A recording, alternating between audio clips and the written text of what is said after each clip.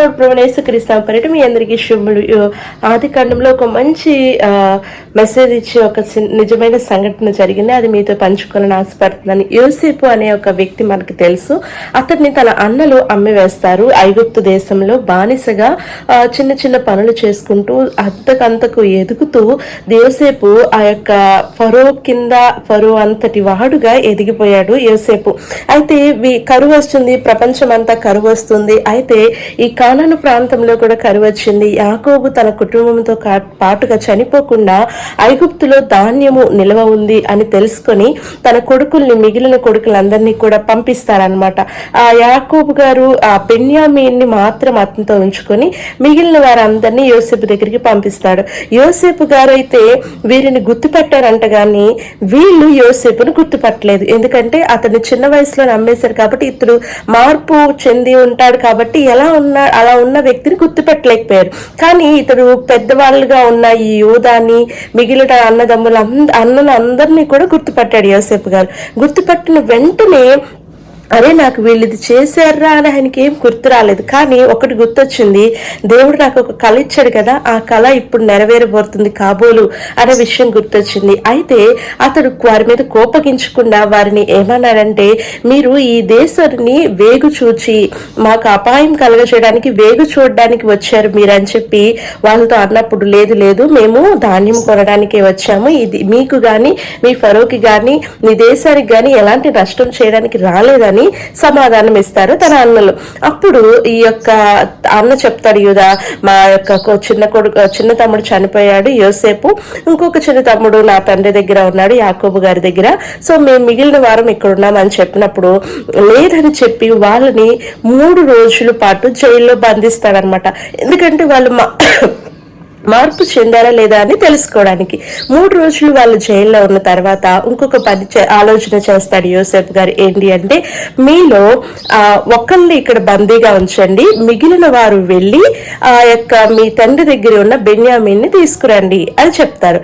చెప్పి ఆ మిగిలిన ఒక వ్యక్తి మాత్రం ఆ జైల్లో ఉంటాడు. మిగిలిన వారందరూ కూడా తమ తమ మూటల్లో ధాన్యాన్ని పెట్టుకొని, అలాగే యోసేపు ఏం చేశాడంటే వాళ్ళు తెచ్చిన ధనాన్ని వాళ్ళ మూటల్లోనే ఉంచేశాడు అనమాట. సో ఈ విషయం తెలియక వాళ్ళు మూటలు తీసుకొని బయలుదేరి వెళ్తారు. మార్గ మధ్యంలో జంతువుకి ఆహారం పెట్టవలసి వచ్చి, అంటే వారు ప్రయాణం చేసి వచ్చిన ఆ యొక్క ఒంటికి గాని ఆహారం పెట్టవలసి వచ్చి ఆ మూటలు విప్పినప్పుడు డబ్బులు అందులోనే ఉండటం చూసి బాగా భయపడిపోయారు.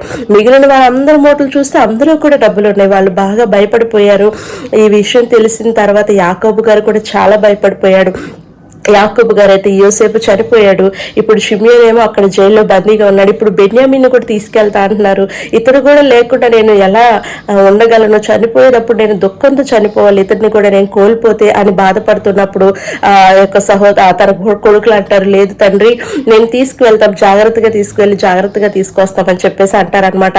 అలా ఈ యొక్క బెన్యామీన్ని తీసుకువెళ్ళడానికి వాళ్ళు ప్రయత్నాలు చేసినప్పుడు బెన్యామీన్ని తీసుకువెళ్తారు.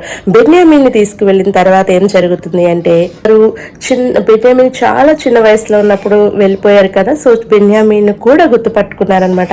సో తర్వాత ఏం చేస్తారంటే యోసేపు గారు తెలివిగా, ఈ బెన్యామీను అనే వ్యక్తే నా దగ్గర ఉంటాడు, మీ అందరూ వెళ్ళిపోండి అని చెప్తాడు. ఇంకా పెద్ద నింద ఏంటంటే, వాళ్ళ యొక్క బియ్యం సంచుల్లో వాళ్ళకి తెలియకుండా రాజు యొక్క వస్తువులన్నిటిని పెట్టేస్తాడనమాట.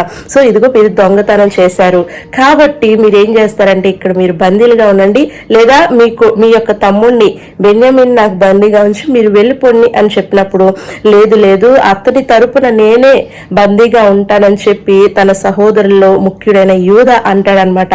అప్పుడు ఆ యొక్క యూదా మార్పు చెందాడన్న విషయం గ్రహించుకుని యోసేపు గారు అతన్ని, నువ్వెందుకు బందీగా అవ్వాల్సిన అవసరం లేదు, నేను నీ సహోదరుని అని తను బయలుపరుచుకుంటాడనమాట.